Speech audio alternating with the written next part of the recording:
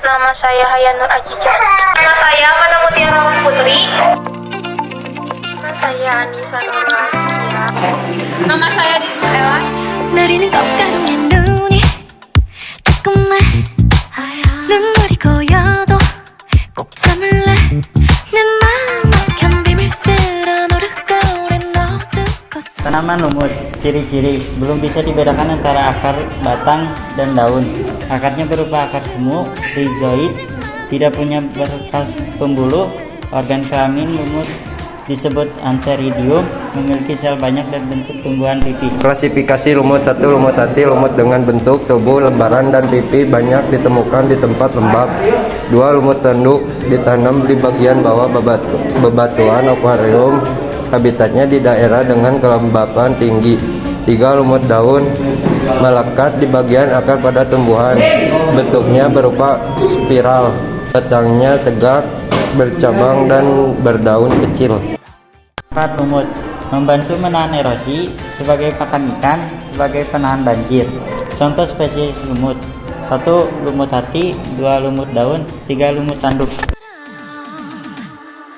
기분이 바라건 노래 부르네 애거리는 살짝 올린 채 어쩜 Ciri-ciri tanaman biji: bentuk berupa lemak, perdu, pohon, dan liana, berakar tunggang dan serabut, alat perkembangbiakannya berupa bunga, sifatnya autotrof, memiliki jaringan pembuluh yang bervariasi, tulang daun relatif menyirip.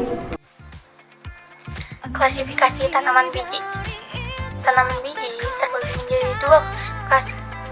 Pertama adalah tanaman biji terbuka atau gymnospermae, dan yang kedua adalah tanaman biji tertutup atau angiospermae.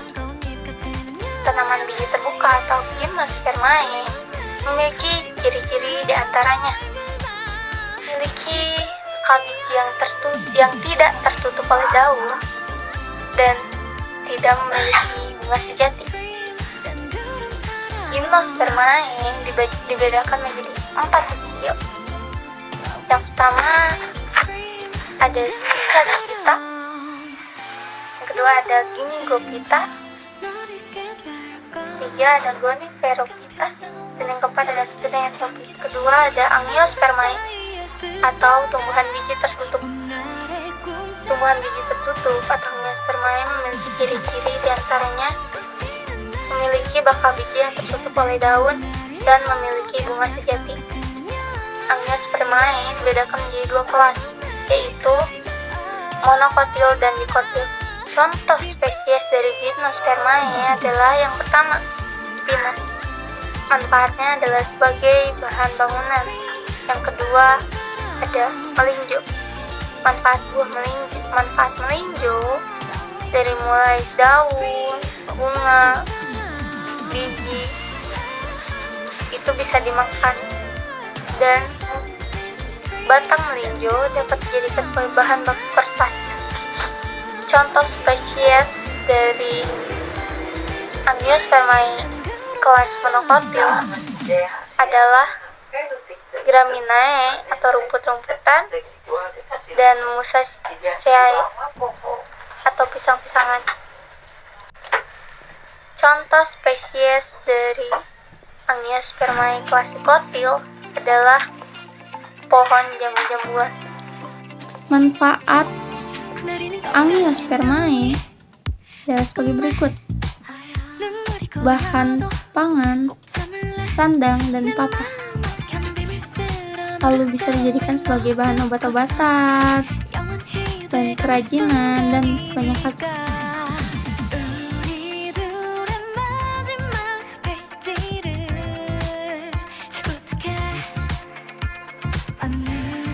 Ciri-ciri paku: struktur tubuh seperti akar, batang, dan daun, memiliki xilem dan floem, bisa ditemukan di air, tempat lembab, menempel pada tanaman lain, sampah, atau sisa tumbuhan lain.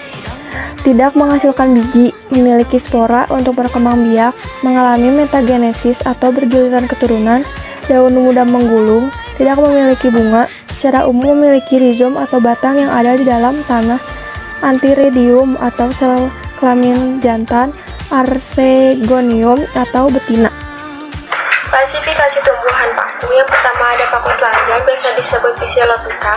Ciri-cirinya paku purba, berdaun kecil atau tak berdaun, contohnya Phyllostom.